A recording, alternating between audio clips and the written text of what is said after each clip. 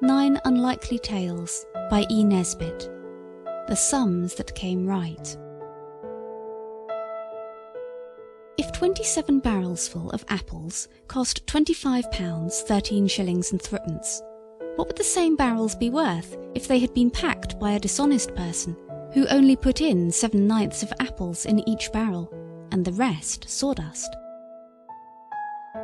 This was the sum.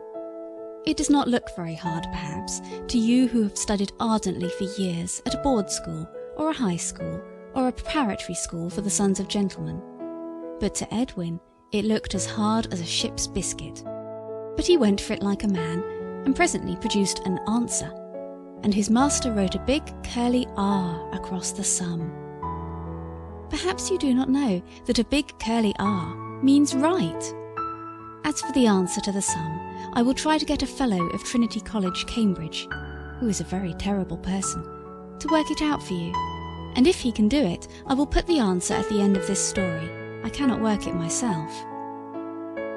Edwin was glad to see the large curly R. He saw it so seldom that to meet it was a real pleasure. But what's the use? He said.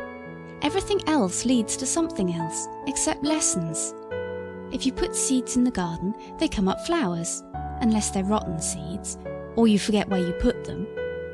And if you buy a rabbit, well, there it is, unless it dies. And if you eat your dinner, well, you're not hungry anymore for an hour or two. But lessons... He bit his penholder angrily and put his head into his desk to look for nibs to play Simpkins Minor with. You know the game of nibs, of course. He held up the lid of the desk on his head, as I dare say you have often done, and the inside of the desk was darkish, so that the sudden light at the very back of the desk showed quite brightly and unmistakably. Those firework fuses! Oh, crikey! Was Edwin's first thought. But it was no firework fuse. It was like glowworms, only 1,000 times more bright and white. For it was the light of pure reason, and it glowed from the glorious eyes of the arithmetic fairy. You did not know that there was an arithmetic fairy? If you knew as much as I do, it would be simply silly for me to try to tell you stories, wouldn't it? Her wonderful eyes gleamed and flashed straight into the round goggling eyes of the amazed Edwin. "Upon my word," she said. Edwin said nothing. "Did no one ever tell you?" the fairy went on, shaking out her dress, which was woven of the integral calculus and trimmed with a dazzling fringe of logarithms. "Did no one ever tell you that the things that happen when you've done your sums right happen when you're grown up?" "I don't care what happens then," Edwin dared to say, for the flashing eyes were kind eyes. "I shall be a pirate, or a bushranger, or something." The fairy drew herself up, and her graceful garland of simple equations trembled as Edwin breathed heavily. "A pirate?" said she. "A nice sort of pirate who can't calculate his men's shares of the plunder to 3/17 of a gold link of the dead captain's chain. A fine bushranger who can't arrange the 42 bullets from the revolvers of his 7 dauntless followers so that each of the 15 enemies gets his fair share. Go along with you," said the arithmetic fairy. But Edwin's eyes were, as I said, wide open, goggling. "I say," he suddenly remarked, "how jolly pretty you are." The arithmetic fairy has but one weakness, a feminine weakness. She loves a pretty speech. If blunt, so much the worse. Yet even bluntness... She looked down and played shyly with the bunch of miscellaneous examples in vulgar fractions, which adorned her waistband. "I suppose you can't be expected to understand yet," she said, and she said it very gently. Edwin took courage. "When I do things, I want something to happen at once. I want a white rabbit, and I want it now." She did not recognise the quotation. "Get your master to set you a little simple multiplication sum in white rabbits," she said. "Goodbye, my child. You'll know me better in time, and as you know me better, you'll love me more." "You're lovely now," said Edwin. The fairy laughed and spread her dazzling wings, glistening with all the glories of the higher mathematics. Edwin closed dazzled eyes and opened them as the desk lid shut down on his head, swayed by no uncertain hand. It was the mathematical master's hand, in fact. A new example was set, and curiously enough, white rabbits were in it. If 7,563 white rabbits, it began. Edwin, his brain in a whirl, worked it correctly, by a sort of inspiration, like an ancient prophet or a calculating machine. When he returned, with his books in a strap, to the red villa whose gables meant home for him, he found an excited crowd dancing round the white painted gates. The whole of the front garden, as well as most of the back garden, was a seething mass of white rabbits. 7,563 there were, to be exact. I alone know this. The joyous Edwin and his distracted parents were never able to count them. What a lot of hutches we shall want, Edwin thought gaily. But when his father came home from the stock exchange, where he spent his days in considering 7 5/8 and 10 3/32, no doubt under the direct guidance of the arithmetic fairy, he said at once, "Send for the poulterer." This was done. Only 1 pair of white rabbits remained the property of Edwin, but these, by the power of the arithmetic fairy, became 10 by Christmas. The rabbits disposed of, peace spread a longing wing over the villa, but was not allowed to settle. "Oh, please, the startled cook, cap all crooked, exclaimed in the hall. "The cellar is chock full of apples, most of 'em bad 'em. I never see no one deliver them, nor yet give no receipt." The cook, for once in a lurid career, spoke truth. The cellar was full of apples. £19, 19 and 2pence, and 1/3 of a pennyworth, to be accurate. Edwin went to bed, feeling now quite sure that he had not dreamed the arithmetic fairy, and anxiously wondering what tomorrow's sums would be about. Not, he trusted, about snakes or Sunday school teachers. The next day's sum was about oranges. Edwin did it correctly, and went home a prey to the most golden apprehensions. Nor were these unfounded. The whole of the dining room, and most of the hall, up to the 7th step of the neatly carpeted stairs, was golden with oranges. Edwin's father said some severe things about practical jokers, and sent for the greengrocer. Edwin ate 9 3/7 oranges, and went to bed yellow, but not absolutely unhappy. But now he was quite sure. On the following day his sum dealt with elephants, and in such numbers that his father, on returning from business, yielded to a very natural annoyance, and gave notice to his landlord that he should, at Lady Day, leave a villa where elephants and oranges occurred to such an extent. No one suspected Edwin of having anything to do with these happenings, and indeed it was not his fault, so how and why could or should he have owned up to it? I wish I had time to tell you of the events that occurred when Edwin's sums were set in buttered muffins, of the 75 pigs travelling in a circle at varying rates. I can only say that part of this circle ran through Edwin's mother's drawing room. Nor can I here relate the tale of the 300 lightning conductors, which was suddenly found to be attached to the once happy villa home. Edwin's mother cried all day, when she was not laughing, and people came from far and near to see the haunted house. For when it came to 4,000 white owls and a church steeple, everyone felt that it was more than a mere accident. Edwin's master had a pretty taste in sums, and about once a term he used to set a sum about canes. Edwin worked that sum wrong on purpose, so I suppose it served him right that the canes should be at home before he was, just as they would have been if he had worked the sum properly, and as he had borrowed his father's razor that morning to sharpen a slate pencil, the 57 canes were not all thrown away. But it was the sum about the cistern that convinced Edwin of the desperate need of finding the arithmetic fairy, and begging her to take back the present she had made him. It is not polite to ask this, but Edwin had to do it. You see, in the sum, the cistern had to leak 3 pints in 13 minutes and a quarter. But the cistern at home happened to have a little leak of its own already, where Edwin had tried his new drill on it, and the 2 leaks together managed so well that when Edwin got home he found water dripping from all the top bedroom ceilings, and the staircase was a sort of Niagara. It was very exciting, but when the plumber came he let Edwin's father know all about the little drilled hole, and Edwin got the credit of the leak in the sum, which was much larger and most unfair. His father spoke to Edwin about this matter in his study, and it was then that Edwin saw that he must put an end to the sums that came true. So he went up to his bedroom with his candle and his arithmetic book. Directly he put the candle on the chest of drawers, a big splash of water fell right on the flame and it went out. He had to go right downstairs to get another light. Then he put the candle on the dressing table. Splash, out it went. Chair, splash, out.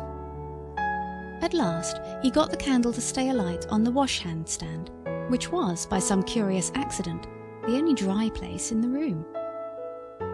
Then he opened his book. Somewhere in the book he knew there must be something that would fetch the fairy.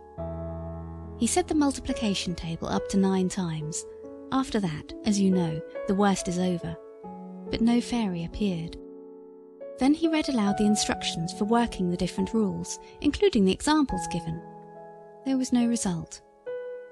Then he called to the fairy, but she did not come. Then he tried counting. Then counting and calling mixed with other things, like this. "Oh, good fairy, 1, 2, 3, 4, 5, 6, 7, do come and help me. 8, 9, 10, 11. Beautiful, dear, kind, lovely fairy. 9 9s are 81. Dear fairy, do come. 7,200,659. I will always love you if you will come to me now. 3/7 of 5 9ths of 5/12 of 16 50ths. You were so kind the other day. 2 and 2 are 4 and 3 are 7. Do come now. You've no idea what an awful mess you've got me into. 7 9s are 63, though I know you meant it kindly. Dear fairy, 13 from 37 leaves 24. Do come and see what a hole I'm in. Do come, and the product will give you the desired result." Edwin stopped, out of breath. He looked round him for the fairy. But his room, with the water dripping from the roof and the wet towels and basins on the floor, was not a fairy-like place. Edwin saw, with a sigh, that it was no go. "I'll have another go in prep tomorrow," he said. This he did. The mathematical master was pleased with himself that day, because he had succeeded in preventing his best boy from yielding to the allurements of the headmaster and the classical side. Of course, his class knew at once what kind of temper the mathematical master was in. You know we always know that. And Edwin ventured to ask that the examples that day might be about a model steam engine.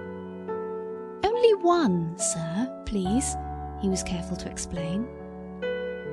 The master kindly consented, and by great good fortune the example did not deal with a faulty boiler, nor with any other defect, but concerned itself solely with the model engine's speed. So Edwin knew, when he had worked his sum, exactly what pace the model engine he would find at home would be good for. He worked the sum right. Then he put his head into his desk and began again. "Oh, good fairy, if a sum of £4,700 is to be divided between A, B and C, do come and help me. 3/10 of a pound is 6 shillings, dear fairy. 11, 12, 13, 14. Oh, lovely fairy." And so on. But no fairy came, and Simpkins minor whispered, "What are you chunnering about?" and stuck a pin in Edwin's leg. "Can't you do the beastly example?" Then, quite suddenly, Edwin knew what he had to do. He made up an example for himself. This was it. If 7,535 fairies were in my desk at school, and I subtracted 710 and added 1,006, and the rest flew away in 783 equal gangs, how many would be left over in the desk? When he had worked it, The answer was 1. Very quickly he opened his desk again, and there was the arithmetic fairy, looking more lovely than ever in a rich gown of indices lined with surds that fell to her feet in osculating curves. In her hand, like a sceptre, shone the starry glory of the binomial theorem, but her eyes were starrier still. She smiled, but her first words were severe. "You careless boy," she said. "Why can't you learn to be accurate? It's the merest chance you got me. You should have stated your problem more clearly, and you should have said 7,000 arithmetic fairies. Why, suppose you had found one fairy on your desk, and it had been the grammar fairy or the football fairy. What would you have done then?" "Is there a football fairy?" Edwin asked. "Of course. There's a fairy for everything you have to learn. There's a patience fairy, and a good temper fairy, and a fairy to teach people to make bread, and another to teach them to make love. Didn't you really know that?" "No," said Edwin, "but I say, look here." "I am looking," she said, fixing her bright eyes on Edwin's goggling ones, exactly as at their first meeting. "No, I mean, oh, I say," he said. "So I hear," she said. "No, but no kid," said he. "Of course there isn't any kid," said she. "Dear, kind, pretty fairy," Edwin began again. "That's better," said the fairy. "Didn't you hear all I was saying to you yesterday, when the water was dripping from the ceiling all over the room?" "From 19 several spots. Of course I did." "Well then," said Edwin, "you mean that you're tired of having things happen when you do your sums correctly. You prefer the old way." "Yes, please," said Edwin, "if you're sure you don't mind. I know you meant it for kindness, but, oh, it is most beastly when you get into the thick of it." He was thinking of the elephants, I fancy. "I only did it to please you," said the fairy, pouting. "I'll make everything as it was before. Does that please you? And there's your 3rd wish. You know we always give 3 wishes. It's customary in the profession. What would you like?" Edwin had not attended properly to this speech, so he had only heard "as it was before," and then "what would you like?" So he said, "I should like to see you again some day." The arithmetic fairy smiled at him, and her beauty grew more and more radiant. She had not expected this. "I made sure you would ask for a pony, or a cricket bat, or a pair of white mice," she said. "You shall see me again, Edwin. Goodbye." And the bright vision faded away in a dim mist of rosy permutations. When Edwin got home, he heard that a model engine had been discovered in the larder, and had been given to his younger brother. There are some wrongs, some sorrows, to which even a pen like mine cannot hope to do justice. Edwin is now a quiet-looking, grown-up person in a black frock coat, and his hair is slowly withdrawing itself from the top of his learned head. I suppose it feels itself unworthy to cover so great a brain. The fairy has been with him, unseen, this many a year. The other day he saw her. He had been senior wrangler, of course, that was nothing to Edwin, and he was astronomer royal, but that, after all, he had a right to expect. But it was when he took breath from his researches one day, and suddenly found that he had invented a brand new hypernebular hypothesis, that he thought of the fairy, and thinking of her, he beheld her. She was lightly poised above a pile of books based on Newton's Principia, and topped with his own latest work, the 4th and further dimensions. He knew her at once, and now he appreciated more than ever in his youth the radiance of her eyes and of her wings, for now he understood it. "Dear, beautiful fairy," he said, "how glad I am to see you again." "I've been with you all the time," she said. "I wish I could do something more for you. Is there anything you want?" The great mathematician, who was Edwin, ran his hand over his thin hair. No, he said. No. And then he remembered the school, and Simpkins Minor, and the old desk he used to keep firework fuses in. Unless, he added, you could make me young again. She dropped a little tear, clear as a solved problem. I can't do that, she said. You can't have everything. The only person who could do that for you is the Love Fairy. If you had found her instead of me, you would have always been young. But you wouldn't have invented the hypernebular hypothesis. I suppose I shall never find her now, said Edwin, and as he spoke he looked out of the window to the garden, where a girl was gathering roses. I wonder, said she, the Love Fairy doesn't live in school desks or books on fourth dimensions. I wonder, said Edwin, does the Love Fairy live in gardens?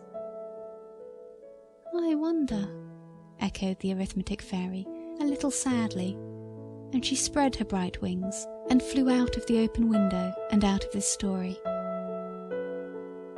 Edwin went out into the rose garden. And did he find the Love Fairy? I wonder. P.S. The Fellow of Trinity says the answer to that sum is £19, 19 shillings and 2 pence, and 1/3 of a penny. Does the Fellow of Trinity speak the truth? I wonder. End of The Sums That Came Right.